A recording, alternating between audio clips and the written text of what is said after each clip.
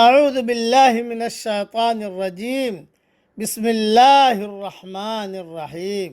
سورہ مؤمنون کی چند آیتیں پڑھ رہا ہوں، آیت نمبر 101 سے لے کر آیت نمبر 104 تک۔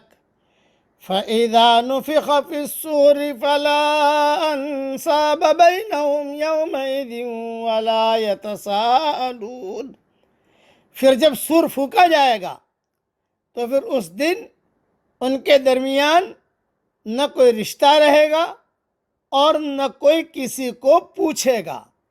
فَمَن ثَقُلَتْ مَوَازِينُهُ فَأُولَئِكَ هُمُ الْمُفْلِحُونَ۔ پس جن کے پلڑے بھاری ہوں گے وہی لوگ کامیاب ہوں گے۔ وَمَنْ خَفَّتْ مَوَازِينُهُ فَأُولَئِكَ الَّذِينَ خَسِرُوا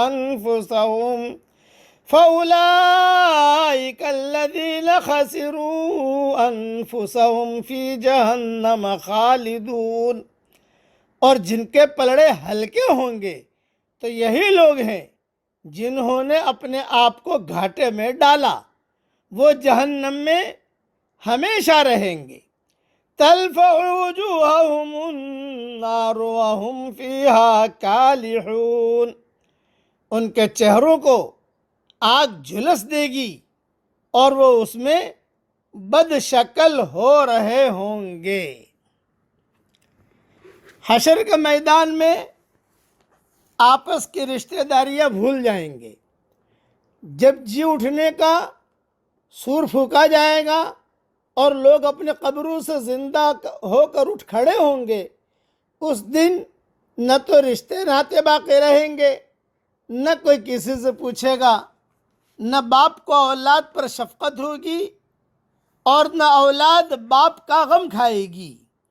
عجیب آپا دھاپی کشمکش ہوگی، جیسے فرمان ہے کہ کوئی دوست کسی دوست سے باوجود ایک دوسرے کو دیکھنے کے کچھ نہ پوچھے گا۔ سورہ معارج میں ہے، آیت نمبر 10، آیت نمبر 11۔ صاف دیکھے گا کہ قریبی شخص ہے، مصیبت میں ہے، گناہوں کے بوجھ میں دب رہا ہے، لیکن اس کی طرف التفات تک نہ کرے گا، نہ کچھ پوچھے گا، بلکہ آنکھ پھیر لے گا۔ جیسے قرآن میں ہے کہ اس دن آدمی اپنے بھائی سے، اپنی ماں سے، اپنے باپ سے، اپنی بیوی سے اور اپنے بچوں سے بھاگتا پھرے گا۔ سورہ عبس میں یہ مضمون موجود ہے، آیت نمبر 34۔ حضرت عبداللہ بن مسعود رضی اللہ تعالیٰ عنہ فرماتے ہیں کہ قیامت کے دن اللہ تعالیٰ اگلو پچھلو کو جمع کرے گا، پھر ایک منادی ندا کرے گا کہ جس کسی کا کوئی حق کسی دوسرے کے ذمے ہو وہ آئے اور اس سے اپنا حق لے جائے۔ تو اگرچہ کسی کا کوئی حق اپنے باپ کے ذمے یا اپنی اولاد کے ذمے یا اپنی بیوی کے ذمے ہو، وہ بھی خوش ہوتا ہوا اور دوڑتا ہوا آئے گا اور اپنے حق کے تقاضے شروع کرے گا۔ مسند احمد کی حدیث میں رسول اللہ صلی اللہ علیہ وسلم فرماتے ہیں، فاطمہ میرے جسم کا ایک ٹکڑا ہے، جو چیز اسے ناخوش کرے وہ مجھے بھی ناخوش کرتی ہے، اور جو چیز اسے خوش کرے وہ مجھے بھی خوش کرتی ہے۔ قیامت کے روز سب رشتے ناطے ٹوٹ جائیں گے، لیکن میرا نسب، میرا حسب، میری رشتہ داری نہ ٹوٹے گی۔ اس حدیث کی اصل صحیح بخاری مسلم میں بھی ہے۔ حضرت عمر رضی اللہ تعالیٰ عنہ کتابوں میں لکھا ہے کہ جب حضرت عمر رضی اللہ تعالیٰ عنہ نے ام کلثوم بنت علی ابن ابی طالب رضی اللہ تعالیٰ عنہ سے نکاح کیا تو فرمایا کرتے تھے، واللہ مجھے اس نکاح سے صرف یہ غرض تھی کہ میں نے رسول اللہ صلی اللہ علیہ وسلم سے سنا ہے کہ ہر حسب اور نسب قیامت کے دن کٹ جائے گا، مگر میرا نسب اور سبب اور حسب یہ سارا کا سارا باقی رہے گا۔ یہ بھی مذکور ہے کہ آپ نے حضرت ام کلثوم بنت علی کا مہر از روئے تعظیم اور بزرگی 40,000 درہم 40,000 مقرر کیا تھا۔ ابن عساکر میں ہے کہ حضور صلی اللہ علیہ وسلم نے فرمایا کل رشتے ناطے اور سسرالی تعلقات سوائے میرے ایسا تعلقات کے قیامت کے دن کٹ جائیں گے۔ ایک اور حدیث میں ہے کہ حضور صلی اللہ علیہ وسلم نے اللہ تعالیٰ سے دعا کی کہ جہاں میرا نکاح ہوا ہے اور جس کا نکاح میرے ساتھ ہوا ہے وہ سب جنت میں بھی میرے ساتھ رہیں، تو اللہ تعالیٰ نے میری دعا قبول فرمائی۔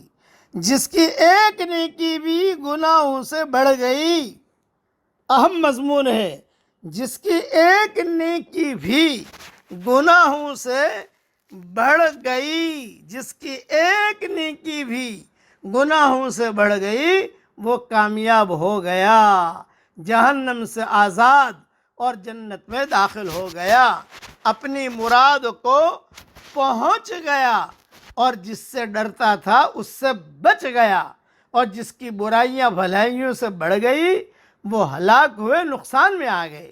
حضور صلی اللہ علیہ وسلم فرماتے ہیں قیامت کے دن ترازو پر ایک فرشتہ مقرر ہوگا جو ہر ایک انسان کو لا کر ترازو کے پاس بیچوں بیچ کھڑا کرے گا، پھر نیکی بدی تولی جائے گی، نیکیاں اور گناہ تولے جائیں گے۔ اگر نیکی بڑھ گئی تو آواز بلند اعلان کرے گا فلاں ابن فلاں نجات پا گیا، سارے حشر کے میدان کے لوگ سنیں گے۔ اب اس کے بعد ہلاکت اس کے پاس بھی نہیں آئے گی، اور اگر گناہ بڑھ گئے تو ندا کرے گا، آواز لگائے گا اور سب کو سنا کر کہے گا فلاں کا بیٹا فلاں ہلاک ہوا، اب وہ بھلائی سے محروم ہو گیا۔ ایسے لوگ ہمیشہ جہنم میں رہیں گے، دوزخ کی آگ ان کے منہ جلس دے گی، چہروں کو جلا دے گی، کمر کو سلگا دے گی، یہ بے بس ہوں گے، آگ کو ہٹا نہ سکیں گے۔ حضور صلی اللہ علیہ وسلم فرماتے ہیں پہلے ہی شعلے کی لپٹ ان کا سارا گوشت پوست ہڈیوں سے الگ کر کے ان کے قدموں میں ڈال دے گی، اور وہاں بد شکل ہوں گے، دانت نکلے ہوئے ہوں گے، ہونٹ اوپر چڑھا ہوا اور نیچے گرا ہوا ہوگا، اوپر کا ہونٹ تو تالو تک پہنچا ہوا ہوگا اور نیچے کا ہونٹ ناف تک آ جائے گا۔ اللہ تعالیٰ ان سب عذابوں سے ہم سب کی پوری حفاظت فرمائے۔ یہ سارا مضمون میں نے تفسیر ابن کثیر جلد 4 یا جلد 3 صفحہ 482 سے لیا ہے۔